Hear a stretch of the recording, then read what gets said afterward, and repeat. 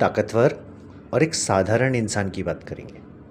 ताकतवर इंसान पैसे से, पोजीशन से, बहुत से, शरीर से, हर तरीके से ताकतवर होता है। मगर एक साधारण इंसान अपनी बुद्धि से ताकतवर होता है। एक ताकतवर इंसान एक साधारण इंसान को एक तिनका समझता है और वो ये बात भूल जाता है कि अगर यही तिनका आँखों में लग जाए एक ताकतवर इंसान के, तो उसे आँखों को लाल भी कर देता है, उसे खुजाने पे भी मजबूर कर देता है, उसमें से पानी भी निकाल देता है और कभी कभी अंधा भी कर देता है। ताकतवर इंसान अपनी ताकत का इस्तेमाल करता है। ताकत दो प्रकार की होती है, एक घमंड, एक पैसा। इसके अलावा उसके पास तीसरा कोई हथियार नहीं होता।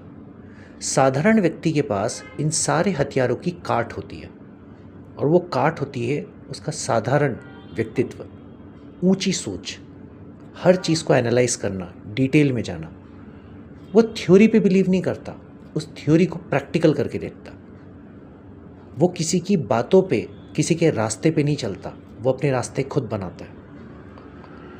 वो कठिनाइयों को एक्सेप्ट करता है, कठिनाइयों से भागता नहीं है, कठिनाइयों को खरीदने की कोशिश नहीं करता है, कठिनाइयों के साथ जूझने की कोशिश करता है। क्योंकि हर बार जब भी वो कठिनाई से जूझता है, वो एक नया हथियार बनाता है जो हर एक दुनिया के घमंडी इंसान को ज़मीन पे लाकर आंसू बहाने पे मजबूर कर देता है।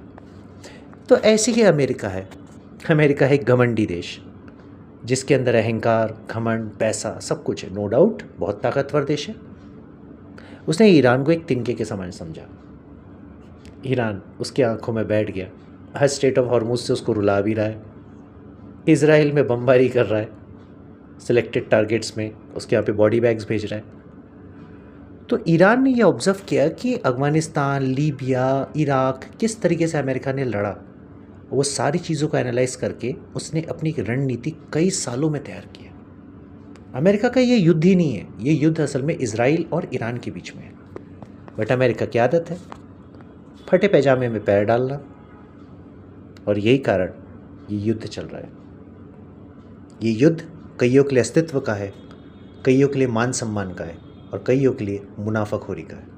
अब आप समझदार हैं, आप ही सोचिए आप किस तरफ हैं। धन्यवाद। जय हिंद।